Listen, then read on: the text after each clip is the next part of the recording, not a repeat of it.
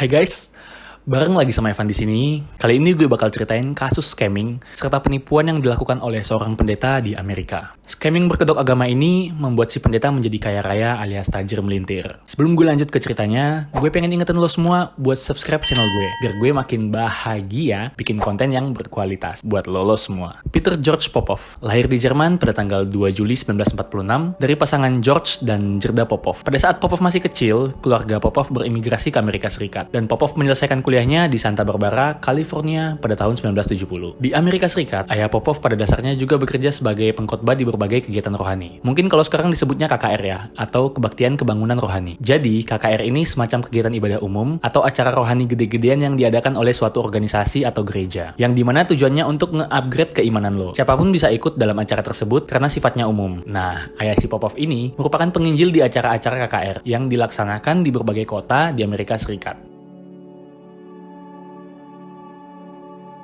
Pada tahun 1960, Peter Popov juga mulai tampil sebagai pengkhotbah. Popov disebut sebagai The Miracle Boy Evangelist dalam iklan-iklan di media. Jadi, kalau KKR itu biasanya diiklankan buat narik orang-orang yang ada di kota yang akan dikunjungi. Dalam iklan Popov tersebut, Popov dinyatakan lahir di tempat perlindungan bom di Jerman. Dan Popov juga pernah tinggal di kamp penjara Siberia, yang kemudian berhasil selamat. Dia juga mengklaim bahwa dia mempunyai kemampuan untuk menyembuhkan orang sakit dan meramalkan masa depan. Jadi, debutlah si Peter Popov ini pada KKR di kota-kota hingga pada tahun 1980. Popov memulai pelayanan televisinya dan tayangan tersebut disiarkan secara nasional setiap minggunya. Dan saat itu Popov sudah menikah dengan seorang perempuan bernama Elizabeth. Yang menjadi daya tarik khotbah Popov pada program televisinya adalah Popov memperlihatkan bahwa dia bisa menyembuhkan orang-orang yang mempunyai sakit kronis. Jadi, ketika si Popov ini khotbah di atas panggung, dia akan mengatakan kepada orang-orang yang hadir, bagi siapa saja yang mempunyai penyakit, mereka harus melepaskan diri dari iblis agar mereka bisa lepas dari penyakitnya. Gimana caranya? Yaitu dengan cara membuang obat-obatan mereka ke atas panggung. Jadi, banyak para jemaat yang sakit membuang obat-obatannya dan alat-alat perawatan medis penting mereka ke atas panggung demi penyembuhan dari si Popov ini.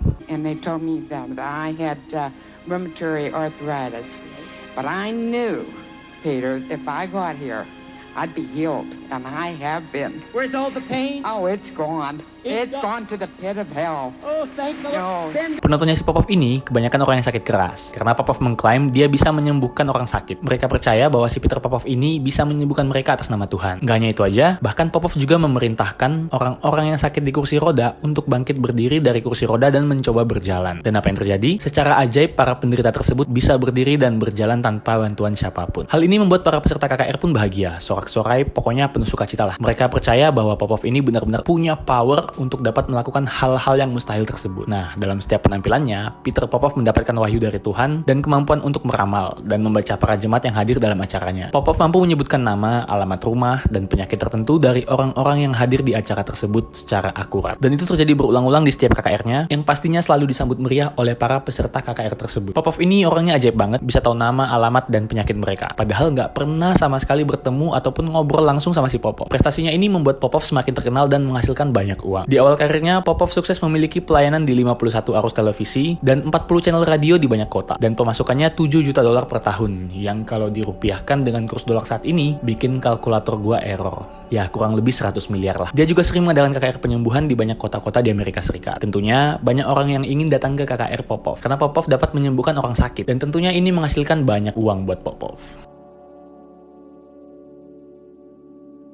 Pada tahun 1985, Popov meminta sumbangan kepada masyarakat untuk program penyediaan Alkitab kepada warga Uni Soviet. Nantinya, Alkitab tersebut akan ditempelkan pada balon berisi helium dan menerbangkannya ke negara Uni Soviet. Hal ini sangat gak masuk akal ya. Tapi, banyak orang yang percaya dengan ide Popov tersebut. Setelah sumbangan tersebut terkumpul, orang-orang mulai ragu dan meminta Popov untuk membuktikan bahwa uang tersebut benar-benar digunakan untuk membeli Alkitab dan balon. Namun Popov mengatakan bahwa markasnya telah dirusak dan dirampok. Popov pun sambil menangis meminta sumbangan tambahan kepada masyarakat untuk membantu memperbaiki kerusakan pada markasnya. Semenjak itulah, muncul kelompok-kelompok skeptis yang mulai meragukan Peter Popov. Bermula pada tahun 1986, Committee for Skeptical Inquiry kali ya, atau CSI, mulai menyelidiki mukjizat yang dilakukan oleh Peter Popov. Jadi, CSI ini merupakan suatu organisasi yang menyelidiki isu-isu kontroversial dan kegiatan paranormal dari sudut pandang ilmiah. Seperti yang gue ceritain tadi, bahwa si Peter Popov ini dalam setiap acaranya, dia mampu menyebutkan nama, alamat, dan penyakit para penonton secara acak dan akurat. Nah, CSI menuduh bahwa Popov menggunakan transmisi elektronik untuk menerima informasi para jemaat tersebut. Transmisi elektronik itu seperti sinyal radio, yang nantinya si pengguna alat tersebut bisa berkomunikasi dua arah. Jadi CSI menduga ada seseorang yang menyampaikan informasi para jemaat kepada Popov melalui sinyal radio dengan alat yang ditempelkan pada telinga Popov. Namun Popov membantah tuduhan tersebut dan bersikeras mengatakan bahwa pesan-pesan itu diungkapkan secara ilahi kepada Popov. Jadi kayak semacam wahyu gitu dari Tuhan. Namun kelompok skeptis tadi tetap membagikan pamflet yang menjelaskan bagaimana prestasi Popov dapat dicapai tanpa campur tangan ilahi. Dan Popov pun mencap para pengkritiknya sebagai alat iblis. Beberapa kritikus juga mendokumentasikan bahwa penerimaan penyembuhan dramatis ini adalah orang-orang yang sepenuhnya rawat jalan, yang didudukan di kursi roda oleh asisten Popov sebelum siaran berlangsung. Kemudian pada tahun yang sama, seorang pesulap dan skeptik yang bernama James Randi mulai melakukan penyelidikan. Dia bersama rekannya Steve Shaw yang merupakan seorang ilusionis profesional dan juga seorang ahli elektronik yaitu Alexander Jason. Jadi, berdasarkan dugaan CSI tadi, 3 orang ahli ini pun memulai penyelidikannya.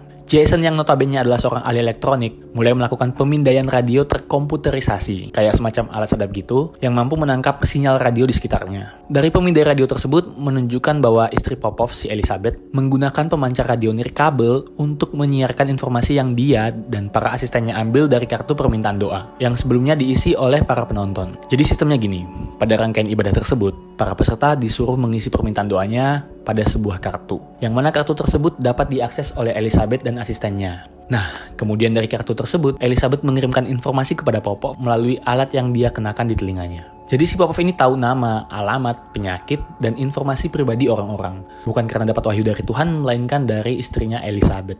Si Jason tadi kemudian membuat sebuah video di mana video tersebut adalah segmen ketika Popov melakukan aksinya yang kemudian diselingi transmisi radio dari istrinya yang telah disadap oleh Jason. Jadi intinya si Jason ini mempublikasikan rekayasanya Popov. I'm talking to you. Can you hear me? If you can't, you're in trouble. Jody Dean. Jody Dean. Jody Dean? No, she should be right there on your right side. Okay, she lives at 4267 Masterson. 4267 Masterson. I can see the angels of God all around your house. 1627 10th Street. 1627 10th Street? Is that right? That's right. She has arthritis all over. Burning this arthritis! Kemudian pada tahun 1984, di salah satu acara Popov, si pesulap James Randi menyelipkan mata-mata pada audiensnya Popov. Mata-mata tersebut yakni seorang pria yang berpakaian seperti wanita, yang mengaku memiliki kanker rahim dan kemudian disembuhkan oleh Popov. Randi dan Shaw kemudian merekam Elizabeth ketika dia menginformasikan kepada Popov bahwa ada seorang wanita negro besar di belakang. Dan masih sempat-sempatnya si Elizabeth bilang kepada Popov untuk menjauhkan tangannya dari payudara wanita itu. Di sesi lain, Elizabeth dan para asistennya terdengar tertawa tak terkendali melihat penampilan fisik seorang pria yang menderita kanker testis stadium lanjut. Pada Mei 1986, Randi menampilkan salah satu video Jason di acara televisi yaitu The Tonight Show. Popov awalnya membantah tuduhan Randi dan menuduh NBC memperkerjakan seorang aktris untuk meniru Nyonya Elizabeth pada rekaman video yang direkayasa. Jadi si Popov ini menyatakan bahwa rekaman radio yang berisi suara Elizabeth itu merupakan rekayasa. Namun pada akhirnya Popov mengakui keberadaan perangkat radio tersebut. Dia mengklaim bahwa Elizabeth hanya kadang-kadang memberinya nama orang yang membutuhkan doa khusus. Dia juga menambahkan bahwa hampir semua orang tahu tentang sistem komunikasi nirkabel tersebut. Pada akhirnya, tayangan video Jason pada acara Tonight Show tadi berdampak pada karir Popov. Peter Popov mulai kehilangan pemirsa dan donasi kementeriannya menurun secara signifikan. Dan pada September 1987, ia menyatakan kebangkrutannya dan mencantumkan lebih dari 790 kreditur yang belum terbayar. Pengacara Popov, William Simon, mengatakan bahwa kebangkrutan Popov dikarenakan salah urus keuangan, bukan karena terbongkarnya rekayasa si Popov ini. Rekaman video Jason juga ditayangkan di episode Nova, Secrets of the Psychics pada tahun 1991. Episode ini dirilis dalam bentuk video sebagai bagian dari pelajaran agar masyarakat berpikir lebih kritis. Magician and investigator of psychic phenomena. Don't laugh, this is science. For 25 years, Randy has explored the world of the paranormal and tested claims of supernatural powers. Now, research, can we finally discover the secrets of the psychics?